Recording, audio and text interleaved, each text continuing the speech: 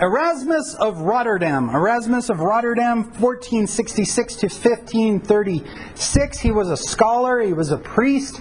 He was a critic of corruption in the church and indulgence. Who does that sound like?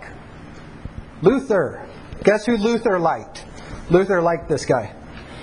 In 1516, he published a complete New Testament Greek edition. That Greek New Testament is kind of the text behind the text. Does that make sense?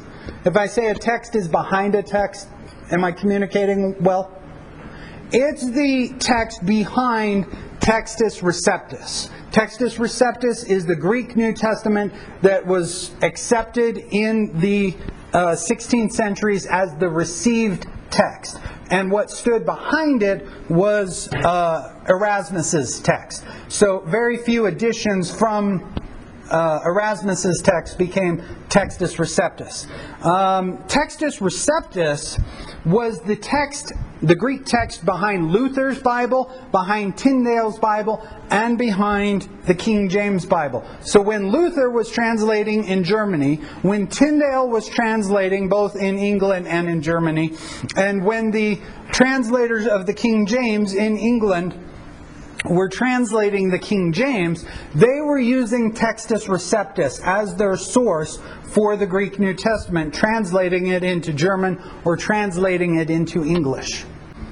The sources that Erasmus had were 7 Greek texts available to him in Basel, Switzerland in the 14th and the 15th century. So as he's working to compile his Greek New Testament, he has 7 sources to work from. All 7 of those were Byzantine text type, and none of them were very old. None of them predated the 10th or 11th century, depending on who you ask. So, when we think about Erasmus's contribution to our knowledge of the New Testament, his contribution to our knowledge of the New Testament is limited because he was limited.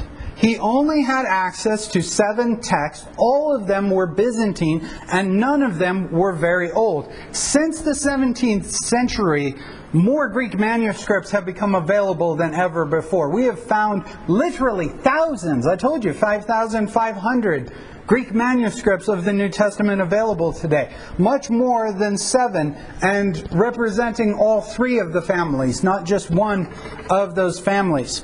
Do you guys remember I told you a little bit about Codex Sinaiticus? It's the codex that was found at St. Catherine's Monastery in the 19th century.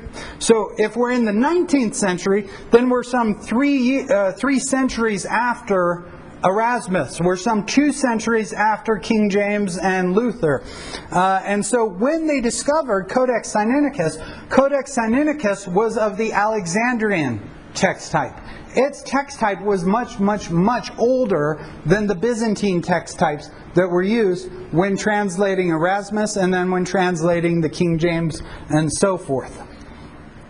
So basically, once again, because of our discoveries of Greek New Testaments, our knowledge of the Greek Testament has exploded far beyond what Erasmus, Tyndale, Luther, all of those guys ever had.